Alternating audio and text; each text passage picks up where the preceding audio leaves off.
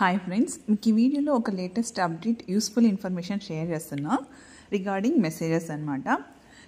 మనకి daily number of messages వస్తుంటాయి కదా. మన బిజీ స్కెడ్యూల్ వల్ల సమ్టైమ్స్ ఇంపార్టెంట్ మెసేజెస్ కూడా మనం మిస్ అవుతూ ఉంటాము. సమ్టైమ్స్ స్పామ్ మెసేజెస్ వల్ల లాస్ కూడా అవుతుంటారు.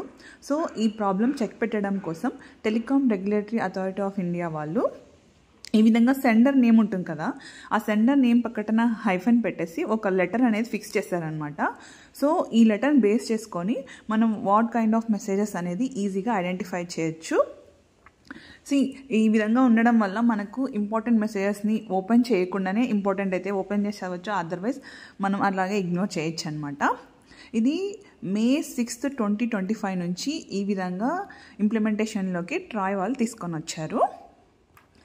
స్పామ్ మెసేజెస్కి ప్రాబ్లం చెక్ పెట్టచ్చు అనమాట త్రూ దిస్. మెయిన్ 4 లెటర్స్ వచ్చేసి PST అండ్ G.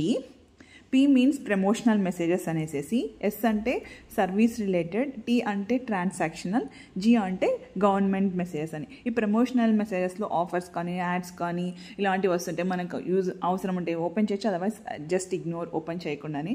సర్వీస్ మెసేజెస్లో మనకి బ్యాంక్ ఓటీపీస్ కానీ డెబిట్ క్రెడిట్ మెసేజెస్ వస్తున్నాయి. T ట్రాన్సాక్షనల్ మెసేజ్ అని చెప్పారు, కానీ ఇప్పటికి ఎస్లోనే వస్తున్నాయి ఈ ఓటీపీస్ ఇవన్నీ కూడా. G అంటే గవర్నమెంట్ వాళ్ళు మనకి ఏమైనా ఇన్ఫర్మేషన్ షేర్ చేయాలనుకుంటే గవర్నమెంట్ రిలేటెడ్ మెసేజెస్ వస్తాయి. ఈ విధంగా మనము మెసేజ్ ఓపెన్ చేయకుండానే which is important which is not important identify చేసుకొని మనం మెసేజ్ రీడ్ చేసుకోవచ్చు. మన టైం సేవ్ అవుతుంది. ఇలా ఫ్రాడ్లెంట్ యాక్టివిటీస్ నుంచి కూడా మనం సేవ్ అవ్వచ్చు అనమాట. హోప్ ఈ ఇన్ఫర్మేషన్ యూస్ఫుల్ అనుకుంటున్నాను. Like this more interesting videos, please subscribe to my channel. Thank you for watching. Bye.